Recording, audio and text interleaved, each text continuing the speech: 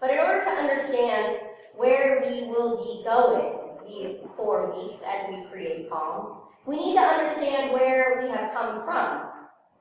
So I want to share some sobering information about the state of our world. I recently learned that more than 1/3 of American adults are obese. More than 1/3. And obesity has far-ranging negative effects on health. In fact, each year, obesity-related conditions cost over $150 billion and cause an estimated 300,000 premature deaths. Also, suicide is actually the second leading cause of death for young people.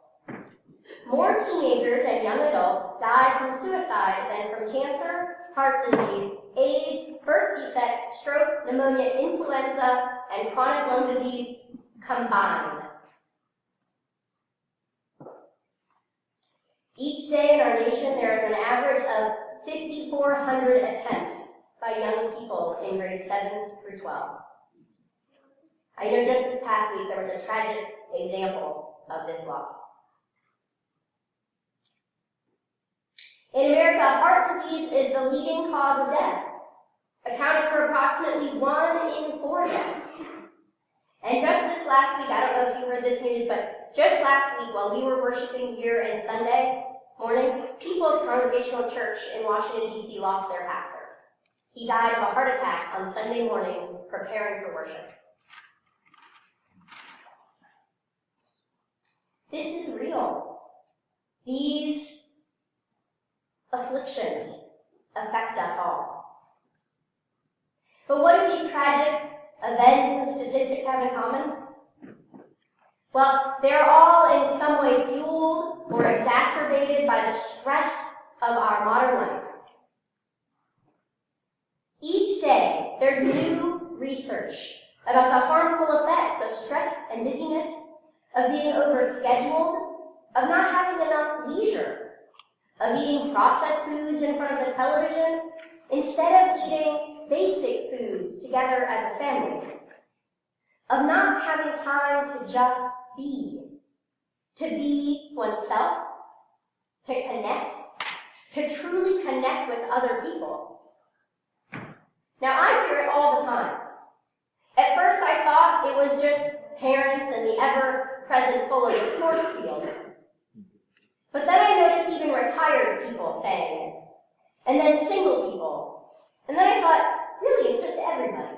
Everybody I talk to mentions something about being too busy, too worried, too stressed. I began to wonder if this wasn't something we, as the church, should be addressing. And then I remembered another statistic. We live in a time when more and more people feel no religious affiliation. They feel no need to be connected to a church of any kind. The number one reason why? Well, nuns, as they are called, say they have experienced church to be irrelevant and hypocritical. Irrelevant. All of this added up to me to a sense that we need, that I need to be more relevant when I stand here. I need to address this important, pressing issue of our time because it affects all of us and so many aspects, indeed all of our lives. So Creating Calm was born.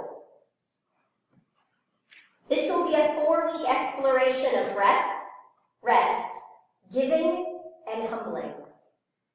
These just sound like a random collection of words right now, but each week we will learn about these ancient practices as well as contemporary, in many cases scientifically proven relationship between these ancient practices and an increase in health, an increase in quality of life, and an increase in calm. Now, this isn't about self-help. I didn't go become a self-help guru, I promise. But it is about the church being relevant and addressing the pressing needs of our time. For as Jesus cured the lame and cleansed the lepers, so too can the church be a place of healing and wholeness. This first week, as God did when life was created, we will begin with breath.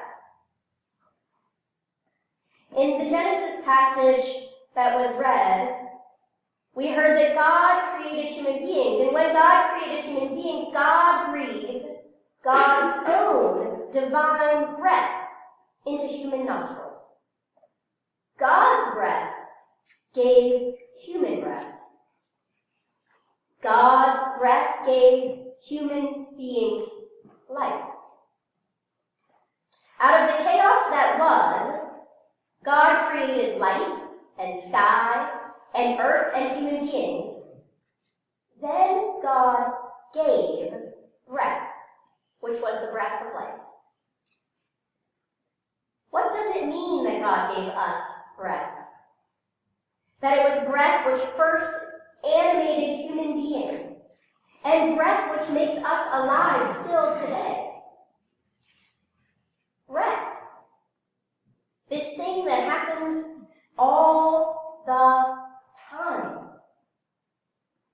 We're doing it right now, whether we notice it or not. Breath is this thing which we mostly take for granted. It's even part of what is called the involuntary systems of the body, meaning that for the most part, we can't suffocate ourselves simply by holding our breath. What if breath, this simple, basic thing we mostly just take for granted, what if it is actually, truly the most amazing, most divine thing about us? Wouldn't it be right then, if breath is the most divine thing about us, wouldn't it be right, wouldn't it be proper, wouldn't it be faithful for us to honor our breath? Wouldn't it be a part of honoring our bodies? Wouldn't it be a part of honoring creation? Wouldn't honoring our breath be akin to honoring God? In the beginning was the Word, and the Word was with God, and the Word was God. God took human form in the person of Jesus. This is the incarnation. It is what we waited for all of Advent. To welcome a fully divine, fully human, fully adored baby into the world. I'm so overjoyed that we have welcomed a baby into our congregation very recently. We will have more information on that, I'm sure, during the prayer time. That new baby smell, those of us baby people, we all know it well. It's perhaps the best smell on earth. Yet no one can deny, with all the joy that they bring, what do babies mostly do? They eat, they sleep, they poop. So think about it, just for a second, think about it. At one time, that was Jesus. Now I know I'm being cheeky, but I'm making a point. I think we can tend to think of things like breath as being too bodily, too mundane, too boring to talk about in church.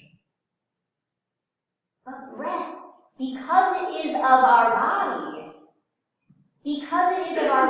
that God created, is exactly what we should be talking about in church. Breath is the beginning and the end. It's the beginning and end of life. It's the beginning in the book of Genesis, and it is the source of our connection with God. Like God, our breath is always with us. It's something we can rely on.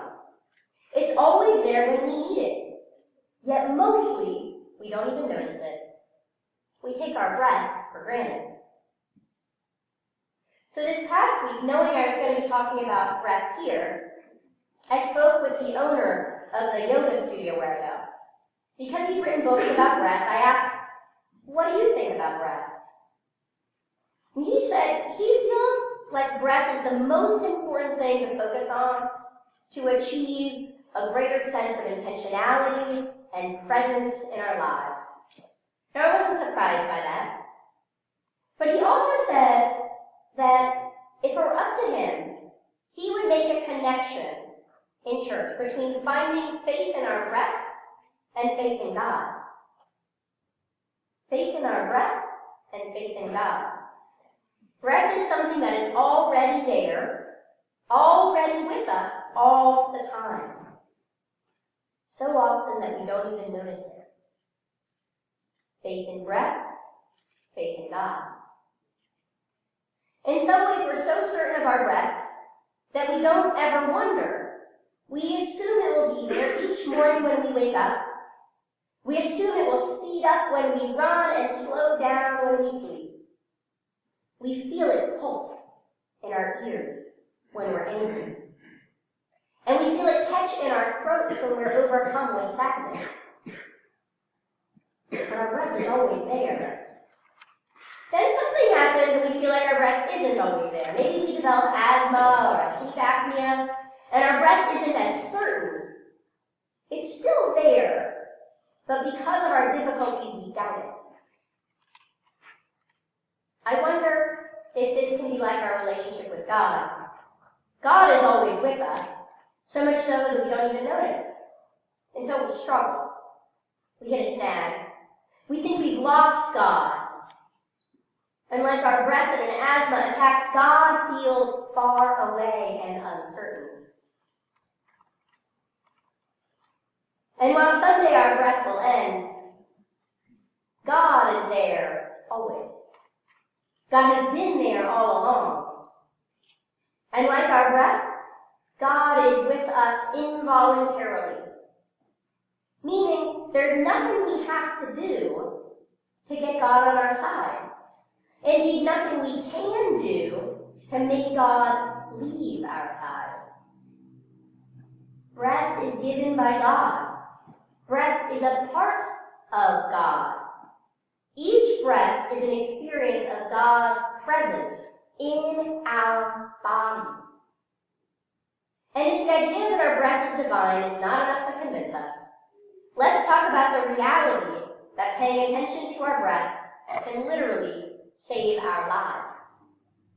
I said that right, it can save our lives. Now, the relaxation response, if you've never heard of it, was pioneered by Dr. Herbert Benson from Harvard Medical School. He has over 200 scholarly articles to back up his research. But basically, health outcomes in a variety of situations ranging from depression to heart disease to obesity to everything you can imagine, the relaxation response has been a kind of trademark exercise that has been shown to improve health outcomes. The relaxation response is often called praying or meditating. But really, when you get right down to it, it's breathing. Breathing in and out. In and out. And just paying attention to that breath for 5 to 10 minutes a day. That's the relaxation response. And now we can call that too new agey, or it can sound too intimidating. It can maybe sound too Buddhist, right? Meditation. But what if we just say breath? Let's just say focusing on our breath. This all goes far beyond what Herbert Benson did there at Harvard. There have been studies all over the world about the power of meditation, which again is really just breath. Meditation is really just breath. So don't be intimidated by the word meditation. Breathing can reduce stress, which leads to obesity. Breathing can improve one's outlook, which can help with depression. Breathing can reduce hypertension, which is a cause of heart disease. Breathing can help with so many of our problems. It's enormously successful, even at improving impulse control, controlling our temper, regulating our mood. It helps to treat kids with ADD and ADHD, and adults as well. Now, just this morning we were talking about how sometimes you say something without thinking. Or you have a thought, and before you can even wonder if that's a good thought, it jumps right out of your mouth. Now, have you ever said something without really thinking it through first? Am I the only one? And when it happens, doesn't it feel instantaneous? That thought just jumped out of your mouth and you thought, or maybe you didn't think it right away. Maybe it even took so long, a while before you noticed you shouldn't have said that. But you know what? I have a secret for you. Reading can make that amount of time between the thought popping into your head and it shooting out of your mouth, can make that amount of time longer. So that your mind has time to catch up with your mouth and say, stop! Don't say that. Impulse control is basically what I'm talking about. And impulse control is greatly, dramatically improved by breathing. So think about that. What might it mean if we could treat some of the most terrible things ailing our friends and families? What if we could, like Jesus told the disciples in Matthew 10:8, what if we could cure the sick, cleanse the lepers, and cast out demons? And what if all it took was 10 minutes a day of paying attention to our breath? And what if once we learned this, we taught it to someone else? A friend, a child, a coworker, a spouse. What if the next time there was a storm raging in our families, or a drama about to unfold, a tumbleweed of chaos coming our way, what if instead we had the time to realize what not to say? What if the next time we chose to breathe and think of a better thing to say?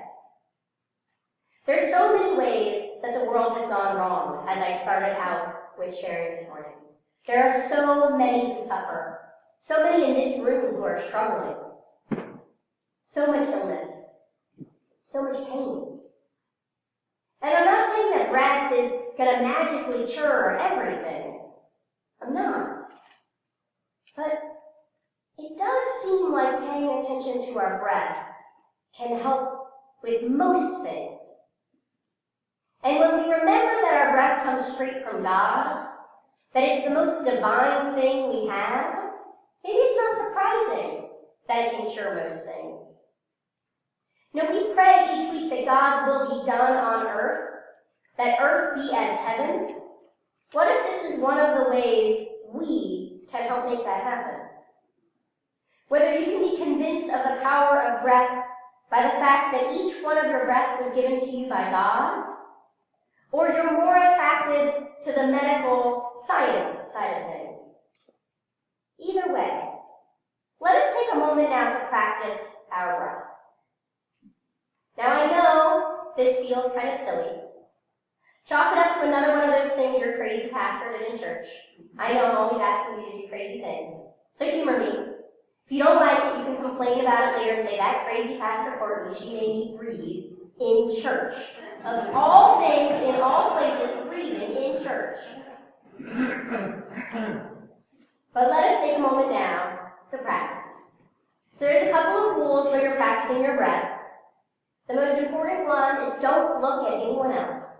Because as silly as you feel about doing it the first few times, looking at someone else is going to make them feel really way too silly. So you can close your eyes or you can look down, but do not look at anyone else. So breathe in and breathe out. Breathe in and breathe out. And now keep breathing in and breathing out. And as you exhale, say a word in your mind. Try saying calm.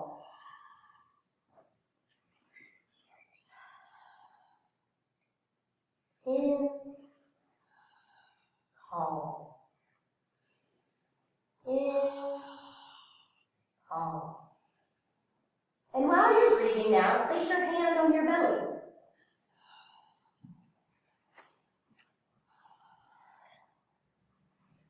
Feel your belly grow with each breath that you breathe in. Feel your belly fall with each calming breath that you breathe out. And now as we're doing this, already by now you have probably had thoughts come into your mind. Maybe something you need to do, or some unpleasant experience, something you're worried or scared about. That's okay. It's okay to have those thoughts. But I'm going to give you a secret. Hear now this special secret. Your thoughts, especially while you're breathing, your thoughts are in your mind. Your thoughts are in your mind, and your mind is in your head, and your head is far from your belly. Feel your belly growing and falling with each breath. And know that as each thought that comes to you comes and tries to disturb your peace, know that those thoughts are in your head. You don't have to believe your thoughts. And your belly does not need to know your thoughts. Your breath is in your belly. So keep breathing in and out. In and out. And know that your breath is safe in your belly. And you, the person that you are, can be with your belly, with your breath, instead of with your thoughts. Breathing in and out. And now as you notice your breath in your belly, I hope that you can feel that God's love is that breath. And that breath is with you all the time. And anytime you need it, you can go back to your breath in your belly. Anytime. Go back to your breath in your belly and know that your thoughts are far away.